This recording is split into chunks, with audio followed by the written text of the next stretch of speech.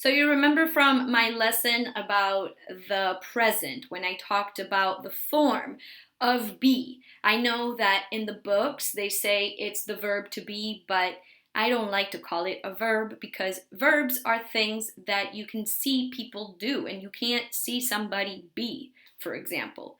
So there are such things as non-action verbs like for example love and hate and need, etc. But these are still verbs, right? So I don't like to call the form of be a verb. I like to call it just the form of be because, like I mentioned earlier in the lesson about the present, be describes just physical characteristics, feelings, um, people, places, things, ideas, etc. It doesn't go together with verbs. So in this case, we're going to look at the future form of be. Remember, in the present, it's am, is, are, right? The past is was, were. And in the future, then, what we need to do is we need to combine a form of the future together with be. So what does that mean? What does that mean? Well, see, as you notice here, uh, present of be is am, is are. Past is was, were. Future of be is something in be, meaning will be, going to be, right? You don't say going to am. That's impossible because am is present. Some people might say, oh, but it says am, is, are here. Yes, it does. You're right. But that's just part of this. I am going to be at your house tomorrow. She is going to be at school tomorrow. We are going to be hungry if we don't eat some food. So make sure that you always just put one of these together with the form of be. Now, the form of be in the future is just be because we have will and then be. So we use that with anyone.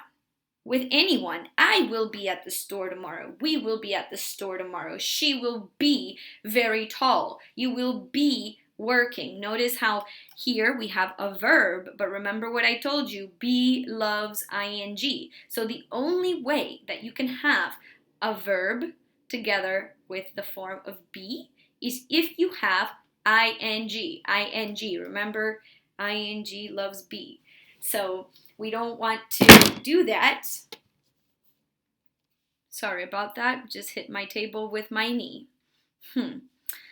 Um, we don't want to do that if we just have a verb. So for example, what we can't do is say I will be work. We can't do that. I will be go. We can't do that. I will be sleep. No, absolutely cannot do that.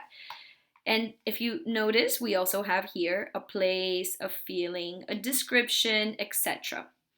Here, what we have is am, is, are going to be, and it's the same thing.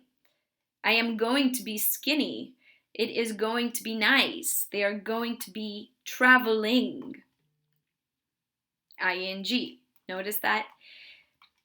So one of the things you have to remember is that we use be only when we combine the form with to, meaning the infinitive, or a modal auxiliary, which is will, can, should, etc.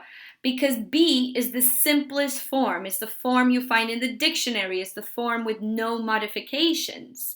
So that's what you have to remember about be. And you will see be a lot, a lot. And now I want you guys to kind of understand why people are using be. Why are people using be, right?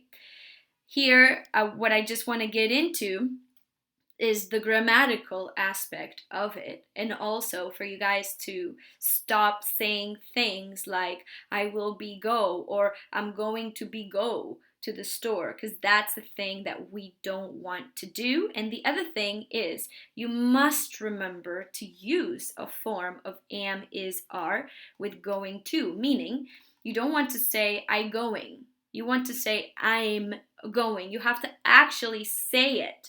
Some people, I say to them, oh no, it's I'm going. And they say, yeah, I said that. And I said, no, you didn't. You think you said it, but you have to actually say it, right? I'm going to, or I am going to be at your house tomorrow, etc. All right, so I will see you in the next lesson about how to use will and how to use going to with verbs.